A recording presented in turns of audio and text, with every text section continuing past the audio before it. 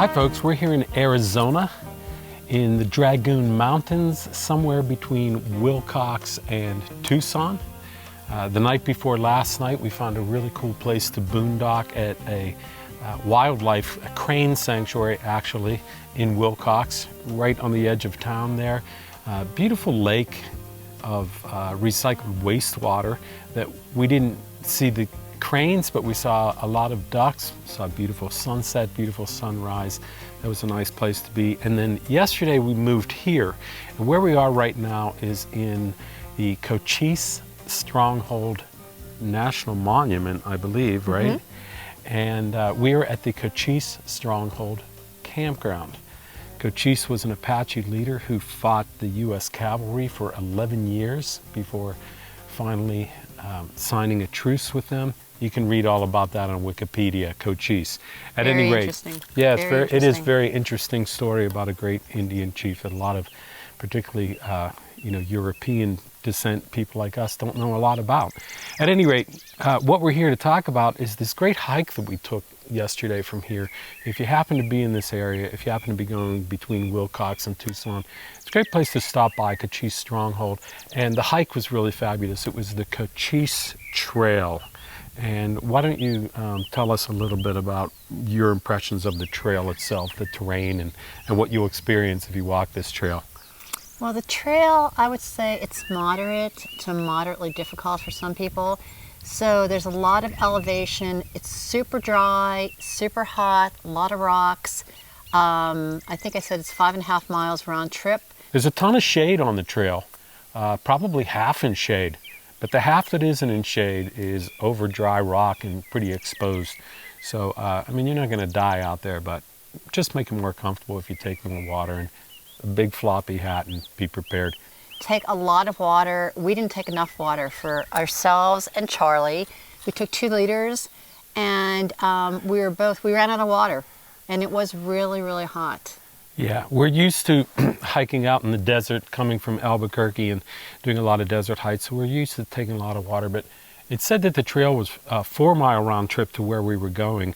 That by the time you get to the beginning of the trail, and there's a nature trail at the beginning, it ended up, according to our GPS, about 5.5 miles, something like that.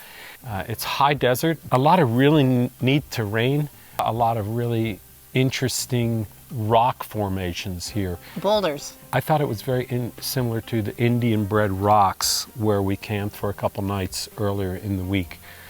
Also in Arizona, and also a place that you should definitely check out. Go there. But I don't know how these rocks were formed. They're very similar to Indian bred rocks, and there's some really cool formations and a lot of green rocks. It looked like there might have been like algae in the rocks or moss or something, which is kind of hard to believe in this atmosphere. It's super arid.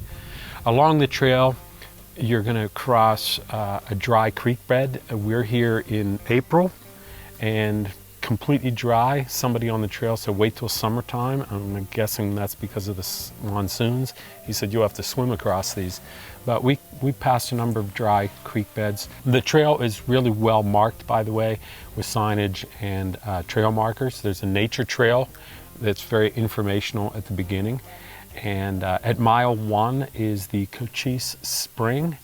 And it was less of a spring than just a square hole in the ground with some nasty looking algae water in it.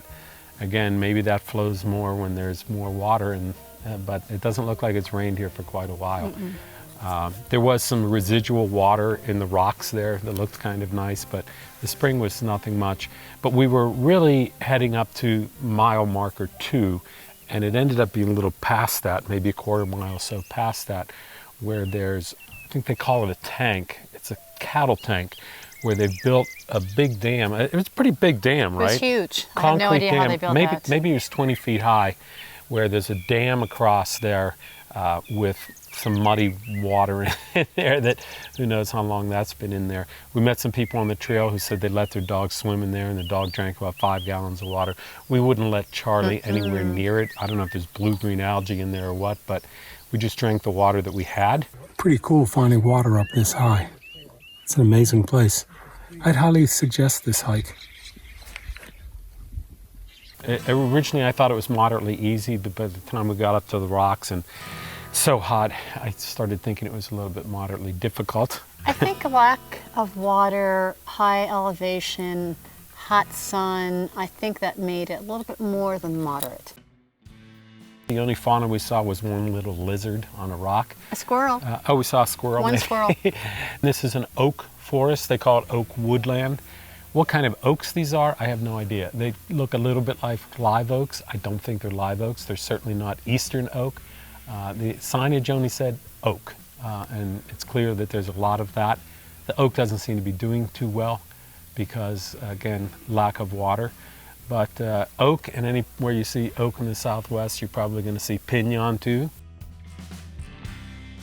Manzanita, which is kind of a red bark plant. Yeah, the manzanita was really neat. We just learned about that on the nature trail, one of the signs that we saw. Alligator juniper. Alligator juniper because the bark actually resembles alligator scales. Yeah, and they grow pretty big. I think the signage said it's the largest juniper that grows in the Southwest. I could be wrong on that. I have to re-consult the sign again. From yuccas that we thought were Sokol yuccas. We thought they were Sokol. Sokol yucca is always easy for me to remember because I think of Carolyn Sokoli. Who's that? She's someone I went to high school with. She was funny. I think she made me laugh in biology. Maybe I made her laugh in biology. Did you date her? I didn't date her. No. No, one of the few. Yeah. Oh, but it wasn't Sokol yucca. It was Shots. Shots, like Shots beer, I think.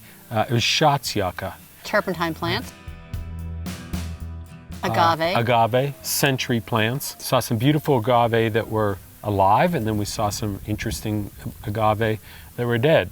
For those of you who aren't familiar with the Southwest and the century plant, when the plant is ready to give up the ghost, it sends a shoot up, sometimes like 20 feet in the air. We saw some tall ones there. Sends that shoot up, creates pods, I guess they're seed pods, and then the plant dies. The pods fall, and then you get all these baby agave around it. They're called pups. So you have all these little agave around the agave that died for new life. The sawtooth, they look like agave, but they're much thinner leaf and have little blades with serrated edges on them. We should know the names of these because we had it in our yard in Albuquerque.